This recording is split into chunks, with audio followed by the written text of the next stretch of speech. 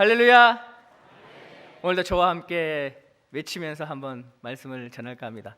주님이 하십니다. 주님이면 충분합니다. 아멘이십니까? 아멘. 네. 여러분, 사람은 누구나 위로를 원하며 살아가죠. 몸이 지칠 때도 위로가 필요하고 또 마음이 무너질 때도 위로가 필요합니다. 그러나 세상이 주는 위로는 잠시뿐이라는 것이죠. 시간이 지나면 다시 불안이 찾아오고 또 다른 근심이 우리를 짓누르게 됩니다.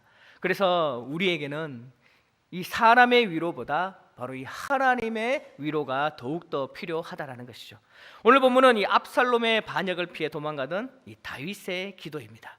왕이었지만 왕궁을 떠나야 했고 백성들은 등을 돌렸으며 그리고 심지어 이 자신의 아들까지 칼을 들었습니다. 세상적으로 보면 가장 절망적인 그런 순간이죠. 그러나 다윗은 사람을 찾아가지 않고 바로 하나님께 나아갔다라는 것이죠. 그 결과 이 절망은 소망으로, 두려움은 평안으로, 그리고 낙심은 확신으로 변하게 되었다라는 것이죠. 그래서 오늘 말씀을 통해서 하나님께서 우리에게 주시는 위로를 함께 살펴보고자 합니다. 여러분, 기도하는 사람은 상황이 먼저 바뀌는 것이 아니라 바로 마음이 먼저 바뀐다라는 것이죠. 그리고 그 마음을 통해 하나님의 역사를 경험하게 된다라는 것입니다. 그러므로 우리도 이 다윗처럼 이 기도의 자리에서 하나님의 위로를 누리는 우리 모두가 되길 간절히 소망합니다.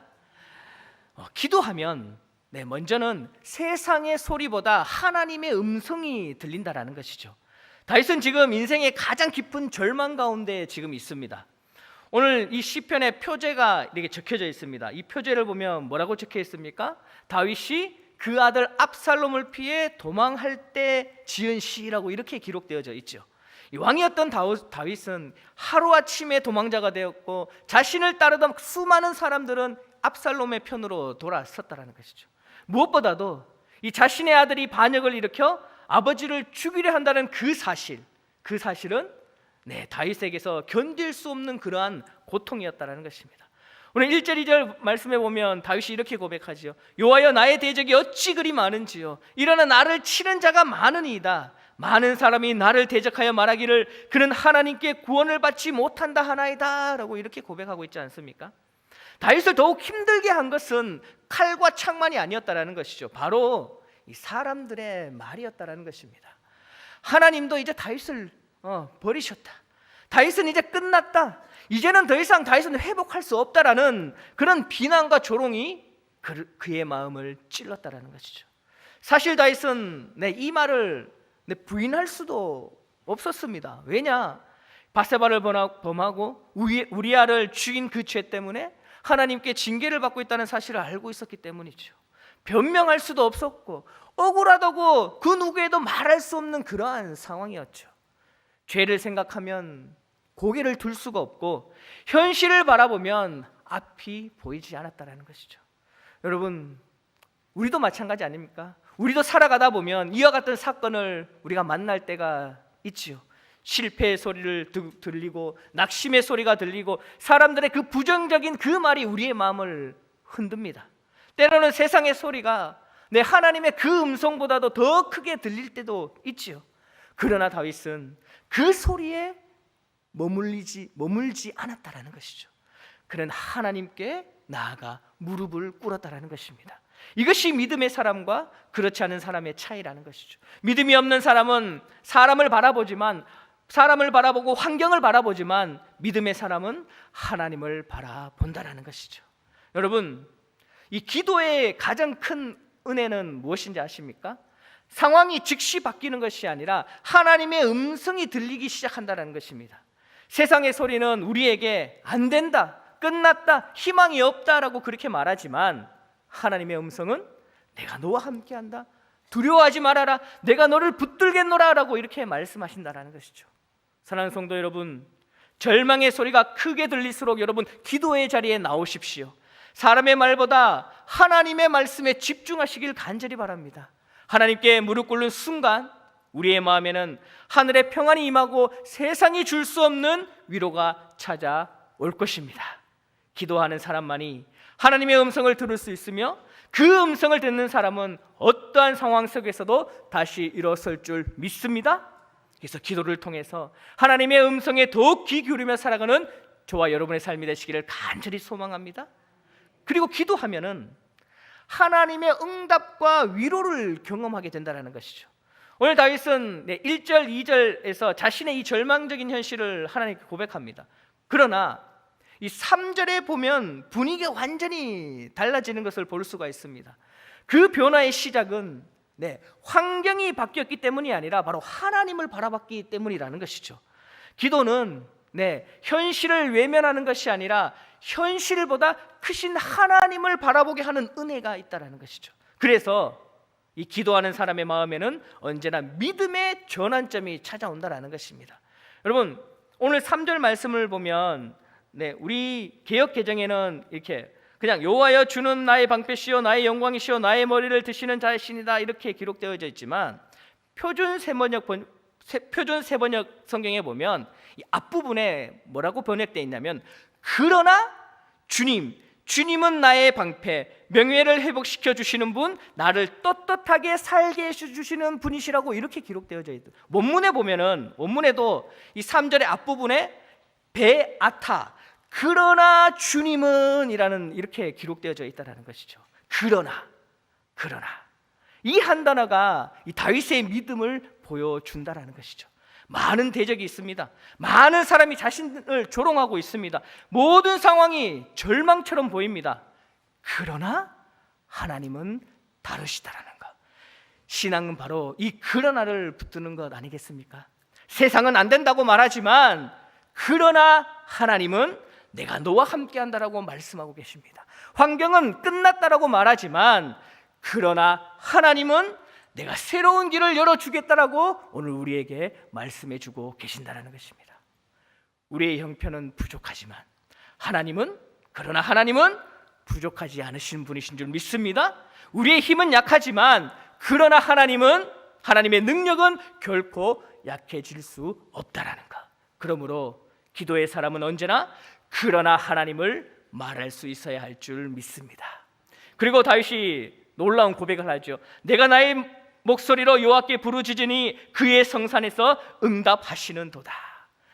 다윗은 아직 문제가 해결되지 않았습니다. 이 압살롬의 반역도 끝나지 않았죠. 그러나 그는 이미 하나님께서 응답하신다는 것에 확신을 가지고 있었다는 것이죠. 기도에서 가장 중요한 것은 바로 믿음이죠. 야고보서 1장 6절에 오직 믿음으로 구하고 조금 더 의심하지 말라라고 말씀하고 있습니다. 기도는 말을 많이 하는 것이 아닙니다. 하나님께서 들으신다라는 그런 믿음을 가지고 나아가는 것이죠. 기도하는 사람은 하나님의 말씀을 붙들게 되고 그 말씀은 절망을 소망으로 바꾸는 능력이 될 줄 믿습니다.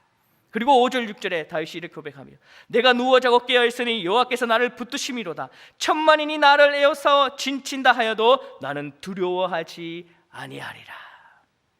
여러분, 이것은 허세가 아닙니다. 하나님을 경험한 사람의 진정한 고백입니다. 사랑하는 성도 여러분, 기도는 우리의 현실을 외면하게 하는 것이 아니라 바로 하나님의 손안의 현실을 바라보게 한다는 것입니다.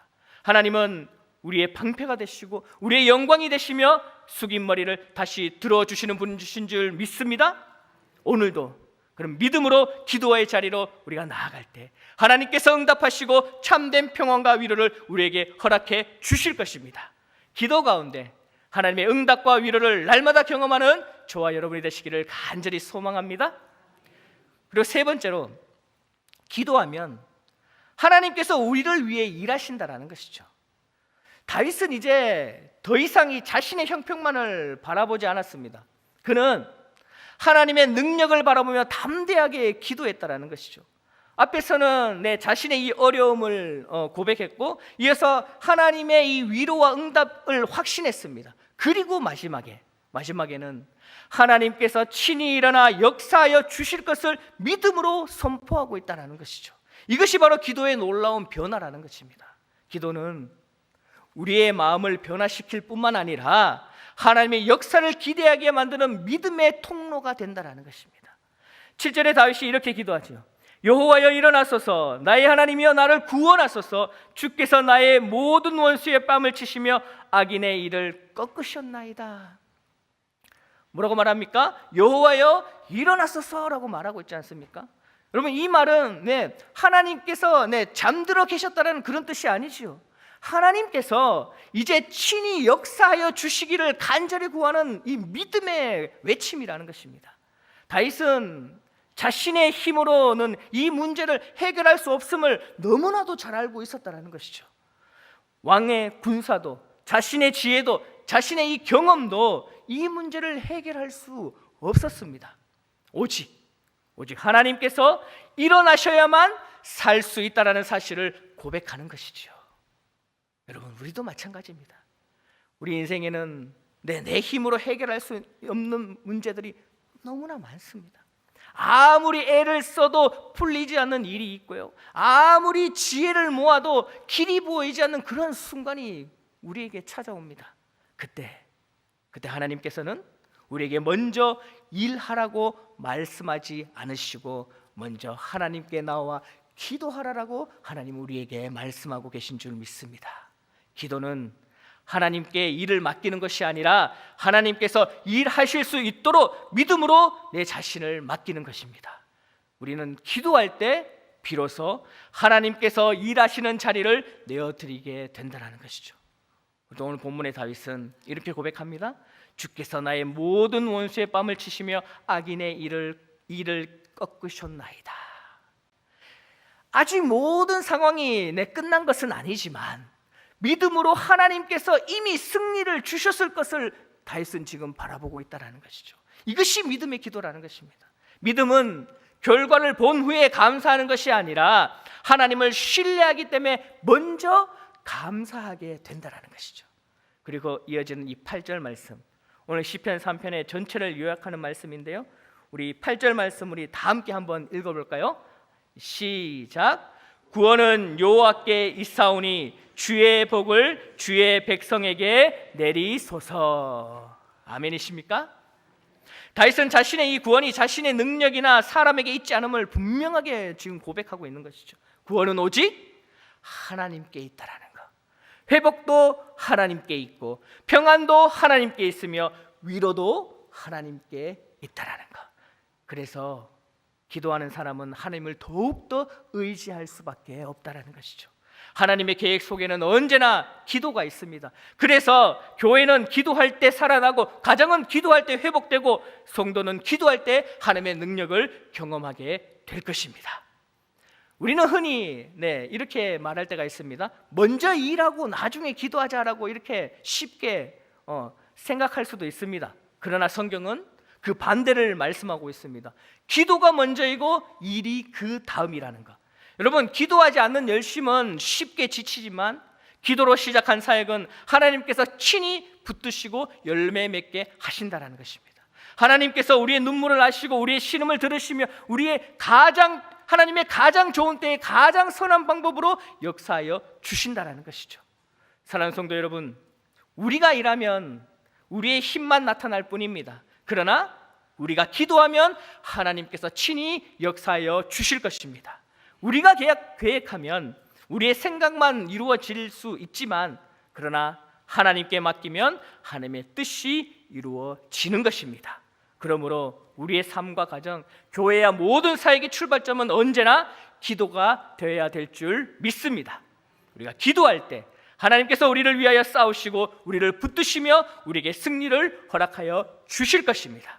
하나님께서 일하시는 그 역사를 기도의 자리에서 날마다 경험하는 여러분의 삶이 되시기를 주님의 이름으로 축복합니다.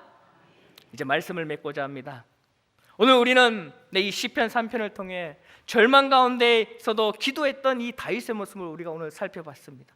다윗은 이 자신의 아들 압살롬의 반역으로 인해 왕궁을 떠나야 했고 사람들에게 버림받았으며 그리고 생명의 위협까지 받는 절망적인 그러한 상황에 다윗은 오늘 놓여 있었습니다. 그러나 그는 사람을 원망하는 것이 아니라 원망하거나 현실에 무릎 꿇지 않았습니다. 가장 먼저 하나님께 나아가 기도했다라는 것이죠.